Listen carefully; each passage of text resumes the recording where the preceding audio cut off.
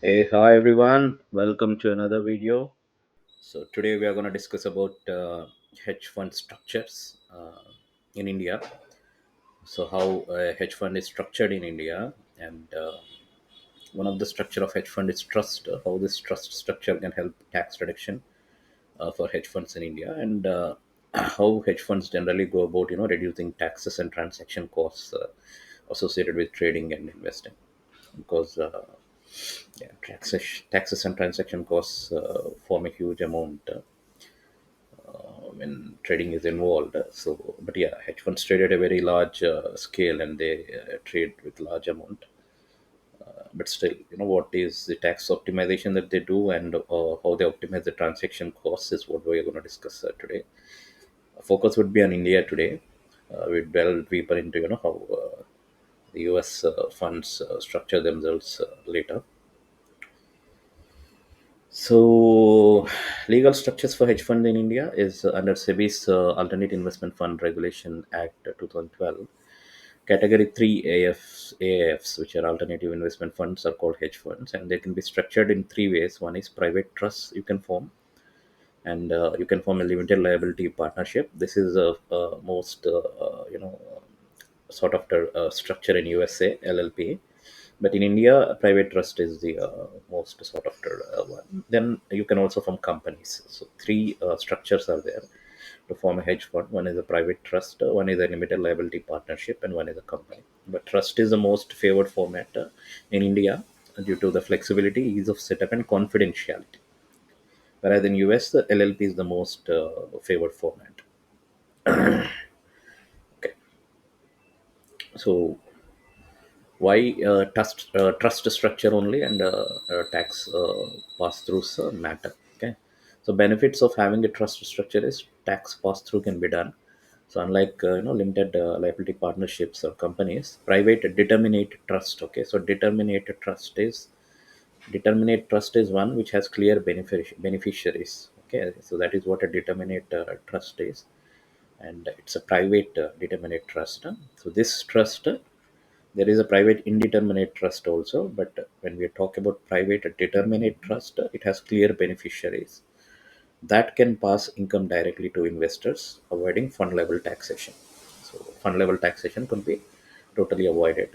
Tax pass through could be done when you follow a private determinate trust structure. Category 1 and 2 AAFs, basically, which are mutual funds or private equities or venture capital funds, they already enjoy pass through status by default. But for category 3 AAFs, we can form a private determinate trust to have a pass through tax tax pass and pass income directly to investors, avoiding fund level taxation. Okay. Trusts also remain advantageous for category 3 also. Okay. And, the other thing is, other than tax pass through, the other thing is legal and operational simplicity. So it is easy to set up a trust and easy to wind it up also. And fewer compliance obligations are there compared to LLPs and companies. Okay, so compliance is easy, setting up and winding up is easy, and tax pass through is there. Investor confidentiality is there, and trust deeds remain private, so beneficial interest remains discreet. So confidentiality is there here. Yeah, taxation. When it comes to taxation, trust versus other structures. When you form a private determinate trust, income is taxed in the hands of investors, not at the fund level. And in investor level capital gains are taxed at 10 to 20% based on the holding period. So if it's a long term one, it's only 10 to 12%. If it's a short term capital gain, 20% will be the tax. Category 3 AIFs, if structured as discretionary trusts or failing the defined beneficiary criteria, if you don't define the beneficiary, which is indeterminate trust, if it becomes, then it is taxed at 42%, which is the maximum marginal rate at the fund level. Okay, so you need to form a private determinate trust so that it can get taxed LTCM 12% and STCM 20%, depending on the holding period. LLPs and companies. So LLP distributions can be tax efficient. Income is first taxed at the fund level, then received tax free for the investors. Companies also face corporate tax plus distribution tax, making them less tax efficient. So LLPs and companies are less tax efficient compared to private trust, private determinate trust. Okay. Special investment funds also could be formed with a 10 lakh minimum. SIFs mimic mutual fund tax treatment. The special investment funds are taxed at 12 to 20% on capital gains instead of a flat 39% at fund level. Other hedge fund tax reduction mechanics are, again, first thing is select determinate tax structure, which enables pass-through structure, avoiding marginal MMR, which is maximum marginal rate on fund gains.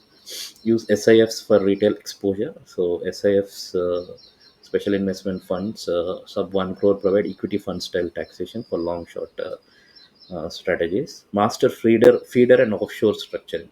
So Indian funds can create offshore feeders to pool capital internationally and optimize tax, remitting through jurisdictions with tax benefits. Okay. So if you have a fund with the office in India, you could form an offshore fund, generally in places like Cayman Islands and British Virgin Islands. Even in Singapore, they're formed. And these offshore funds pool capital from international investors. And they have tax benefit there. There's no capital tax, nothing there. So they get the tax benefit there. That money could be pooled and invested in India also. Carried interest structuring, so part of profits allocated as carried interest, if structured properly, qualify as capital gains, not management income. Okay, so you could do carried interest structuring also. Part of the profits could be made as carried interest. So reducing transaction costs in trading, the hedge fund, what they do is minimized STT. So STT, tax for equities on delivery based, is just 0.1%. With futures and options is around 0.0125 to 0.0625 percent. So fund structures trade to be exchange cleared, reducing off from market STT, and may trade via bulk executions to minimize costs. So again, they trade in bulk, which will minimizes the STT. But STT for equity delivery based is zero point 0.1, and with futures options is 0.0125 to 0.0625 percent. Netting and derivatives usage. So long short funds often offset positions to avoid double STT hits. Okay, so when you do a long, when you go long and short, then that avoids the double STT hit. Derivative hedging also reduces the transaction charges and actual turnover. Okay, so these are the things that they follow to reduce the transaction costs. Trade in bulk, okay, do long short and hedging to reduce the transaction costs. High volume brokerage deals, so institutional volumes earn significant brokerage rebates. So brokerage would be very less when the volumes are high, and low exchange fees also will be there when the volumes are high. Effect of budget changes. So 2024 budget has increased STT on intraday and derivatives, so incentivizing longer holds, benefiting hedge funds managed through trusts.